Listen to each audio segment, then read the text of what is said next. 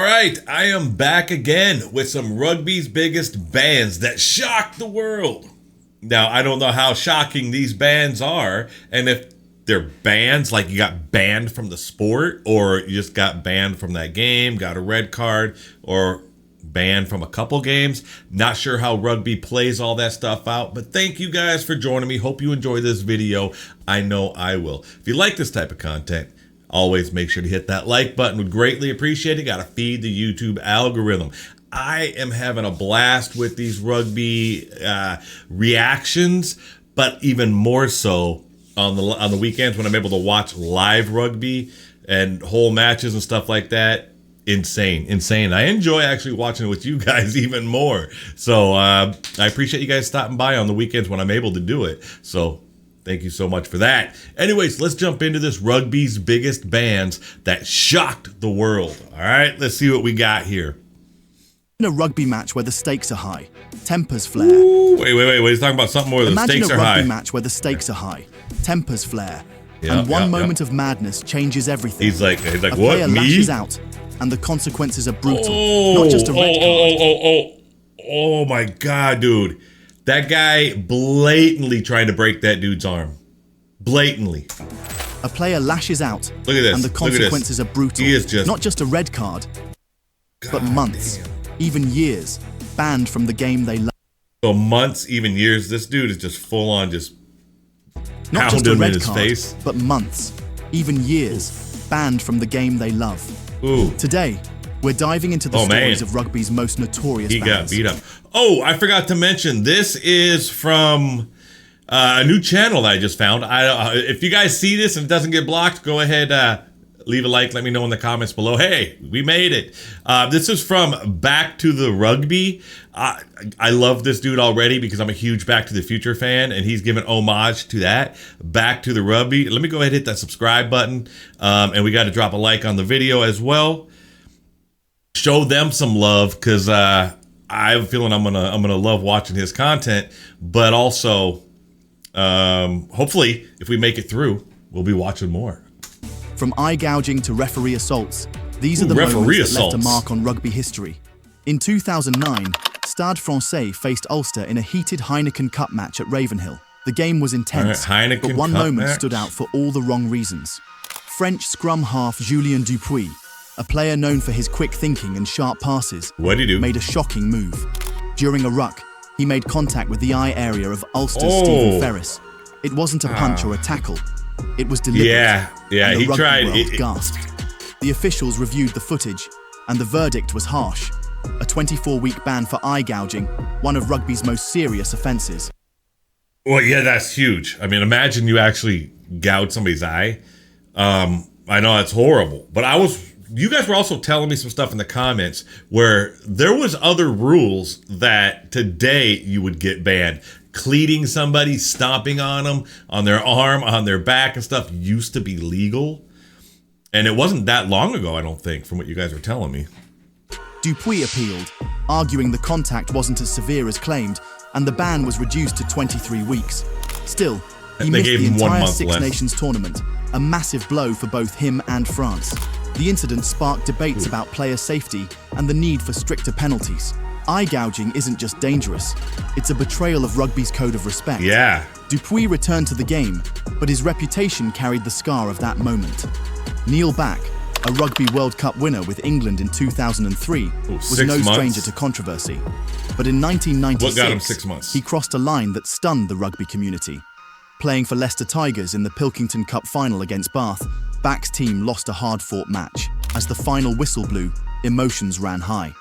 In a moment of frustration, Back pushed referee Steve Lander to the ground. Back later claimed he mistook Lander for Bath's Andy Robinson, but the excuse didn't hold up.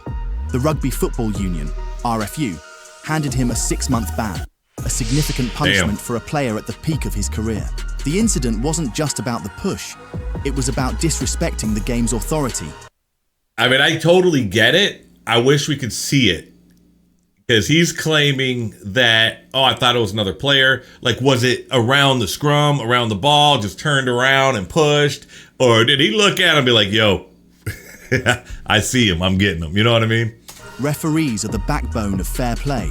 and Back's actions sent shockwaves through the sport, he came back stronger. But that moment remains a black mark on an otherwise legendary career. Percy Montgomery, South Africa's Springbok centurion and 2007 World Cup winner, was known for his silky skills and clutch kicking. But in 2003, while playing for Newport in the Welsh Premiership, he made a costly mistake. Frustrated during a match, Montgomery pushed a touch judge to the ground after a disputed call. Another judge. The rugby world was stunned. A player of his caliber attacking an official? Unthinkable. The Welsh Rugby Union Disciplinary Committee didn't hold back. They slapped Montgomery with a 2-year ban, though 18 months were suspended, meaning he served 6 months. That ban forced him to miss the Springboks' 2003 World Cup campaign, a massive setback for both. So they suspended 18 months. 2003 World Cup campaign, a massive setback for both player and team. Montgomery's actions highlighted the fine line between passion and recklessness. Yeah, I mean, you get it's not so much of when it comes to the refs, like he probably didn't hurt him, but it's not about that. It's about the respect aspect and respecting the refs and all that stuff. And it was after a judgment or something. He later returned to cement his legacy, but the incident served as a reminder that even the best can fall. In 2012, the LV Cup final between Northampton Saints and Leicester Tigers was a brutal affair. Northampton flanker Calum Clark, a rising star with 1 England cap, took things too far. In a ruck, he hyperextended the arm of Leicester's hooker Rob Hawkins, is this the one? Causing a fractured elbow. The footage is hard to watch. Hawkins' agony was clear, I don't want to and the see rugby that. community was outraged. Clark faced the consequences head-on, pleading guilty to the offence. Initially, he was hit with a 64-week ban, one of the longest in recent memory. However, his guilty plea halved it to 32 weeks.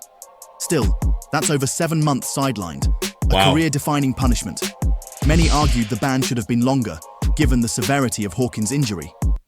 I mean, yeah, he went out to injure somebody. Clark's career continued, but the incident remains a cautionary tale about the consequences of dangerous play. In 2018, a Rugby Europe Championship match between Spain and Belgium ended in chaos. Spain lost 18-10, and the result handed Romania a World Cup qualification spot, sparking outrage among the Spanish players. They believed the Romanian referee, Vlad Iordăcescu, had biased the game against them. In the aftermath, Spanish scrum half Sebastian Rué, a substitute that day, physically and verbally abused Iordăcescu during a melee. The fallout was massive. Rué was handed a 43-week ban, one of the longest for referee abuse in rugby history. 4 teammates also faced bans, including a 36-week suspension for starting scrum half Guillaume Rué. The incident led to an investigation, and Romania's qualification was later revoked for unrelated reasons. Sebastian Rué returned to play for Spain, but the controversy left a lasting stain on his career and raised questions about respect for officials in the heat of competition. Dylan Hartley, England's former captain, was a fierce competitor, but his disciplinary record is a saga of its own. Over his career, Hartley racked up a staggering 60 weeks of suspensions, more than a year off the field. His troubles began in 2007, when he was banned for 26 weeks for eye-gouging Wasps players James Haskell and Johnny O'Connor. It was a reckless act. Well, that one doesn't seem... If they're talking about this specific one right here, I mean, he's tackling and not even looking at the guy. Wasps. I mean, I can't tell if he was looking at him or not, but I mean... James... His head is way over there. Haskell and Johnny O'Connor. It was a reckless act that cost him a spot in the 2007 Rugby World Cup. Maybe we're not seeing everything. But Hartley didn't stop there. And maybe in that's not it. 2012, during a Six Nations clash, he bit Ireland's Stephen Ferris, 8 weeks out. Later that year, he punched Ulster's Rory Best, earning a 2-week ban. Oh my goodness. In 2013, he verbally abused a referee in the Premiership final, costing him 11 weeks and a British and Irish Lions tour. The list goes on. A 3-week ban for elbowing in 2014, 4 weeks for headbutting in 2015, and 6 weeks for striking Leinster's Sean O'Brien in 2016. Oh, he just tried to punch him in the back of the head. 2015, and 6 weeks for striking Leinster's Sean O'Brien in 2016. Hartley's pattern of foul play.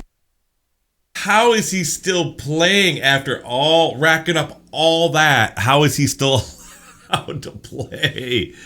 Oh my goodness. Gouging, biting, striking made him a lightning rod for controversy. Fans debated, was he just passionate or too reckless for the game? His bans reshaped his career, keeping him off the field for key moments. He's letting his emotions get the best of him. He's not thinking about the team, right? Am I wrong?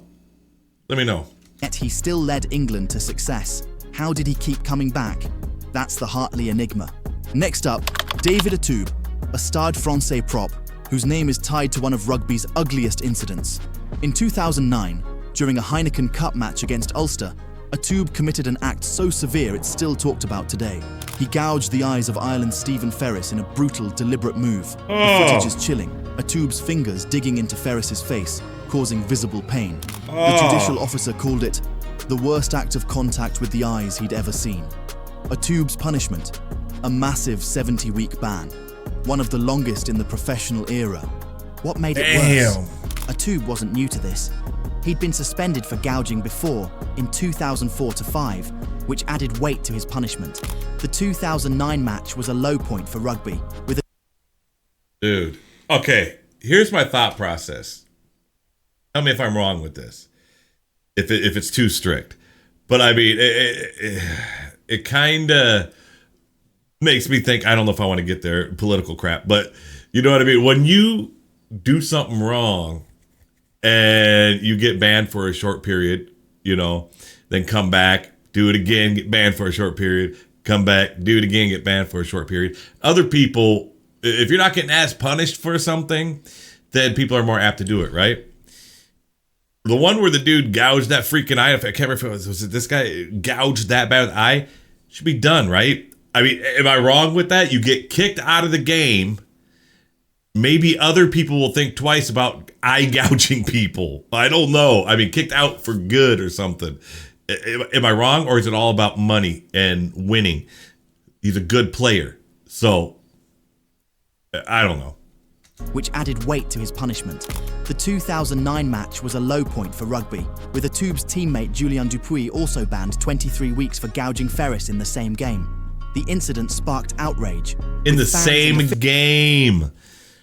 So, was there something else going on here? I mean, it seems like there was almost like, what was it, Bountygate in the NFL, where people were deliberately going out trying to injure people. You know, you put a bounty on someone, you get a bonus for taking that guy out of the game. I mean, that's crazy. Officials demanding a crackdown on eye gouging. Attoub's ban showed rugby's zero-tolerance stance on such dangerous acts, but it also ended his time in the spotlight. A four-cap Frenchman, his career never recovered. Why did he do it? Was it a moment of madness or a calculated act? The answer remains murky. Now, let's shift to a scandal that wasn't about violence but deception. 156 Dean Richards, weeks. a former England international and Harlequins coach, orchestrated one of rugby's most infamous ploys. He just spit the out bloodgate blood. Scandal. In 2009, during a Heineken Cup quarter-final against Leinster, Richards instructed player Tom Williams to fake a blood injury using a capsule from a joke shop. He had him fake a blood injury with a fake blood capsule. Richards instructed player Tom Williams to fake a blood injury using a capsule from a joke shop. The goal? To bring back a key player, Nick Evans, under substitution rules. Wow. It was a cunning plan, until it unraveled. Williams left the field with fake blood dripping from his mouth, but suspicions arose. An investigation exposed the scheme, and Richards faced the consequences. A 3-year ban from rugby. That's 156 weeks, one of the longest bans ever. Not for playing, but for undermining the game's integrity. Yeah. The fallout was huge. Harlequin's reputation took a hit, and Williams himself was banned for 4 months after an appeal. Bloodgate became a cautionary tale about cheating in rugby, a sport built on trust. Richards later returned to coaching, but the stain of Bloodgate... Who hired him back? Was he coaching Little League? I mean, after something like that, how are you even able to come back to coaching? A sport built on trust. Richards later returned to coaching, but the stain of Bloodgate lingers. How far would you go to win? Richards went too far. Taking a step back to the amateur era, we meet Michel Palmi, a French lock whose actions Well, shocked the rugby lifetime world. ban. The incident occurred in 1978 during a club match, where Palmi punched an opponent so hard it left them with a fractured jaw.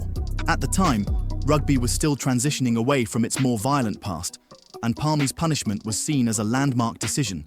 Initially, Palmi was handed a lifetime ban, later He looks reduced to 2 years, brutal, which was one man. of the longest suspensions in the sport's history. That dude looks like he's taking a beating. Setting a precedent for how seriously authorities would treat dangerous play. Palmi's case is murky because of the era's limited evidence. Some say he was a scapegoat for a French team known for physicality. Others argue his act was unforgivable. Palmi eventually returned to rugby and later stood as an official for the French Rugby Federation.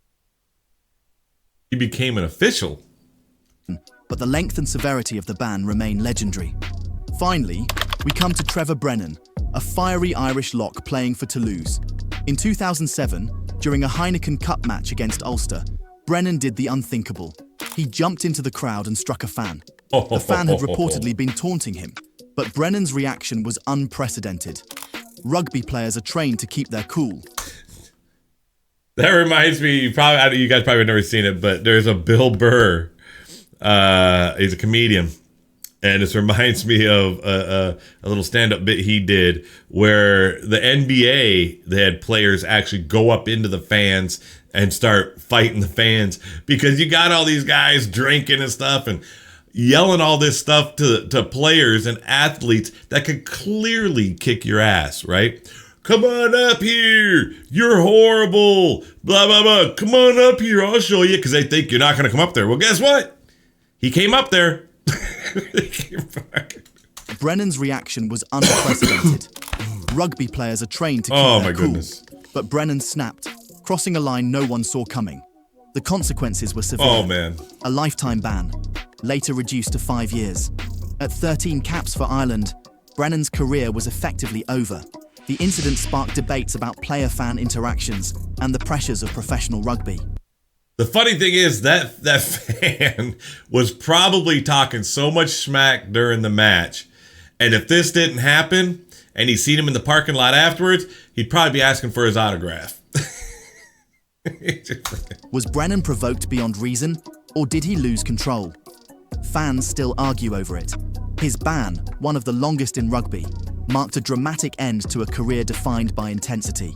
These 10 players pushed rugby's limits, and their bans reshaped their legacies. Damn. If you were shocked by these stories, drop a comment with the ban you think was harshest or too lenient. And if you want more rugby drama, check out our other videos. Yeah, you got to check them out. Back to the Rugby. Amazing, good content. Well made. This dude is, it makes some really good content. I'm really enjoying it. So if I'm able to put this up, I hope you guys enjoyed it as well. Make sure you go show some support to them, Back to the Rugby. And I appreciate you guys. YouTube thinks you might like one of these videos over here. So go check those out. Have a wonderful day. And we'll see you in the next one. Bye.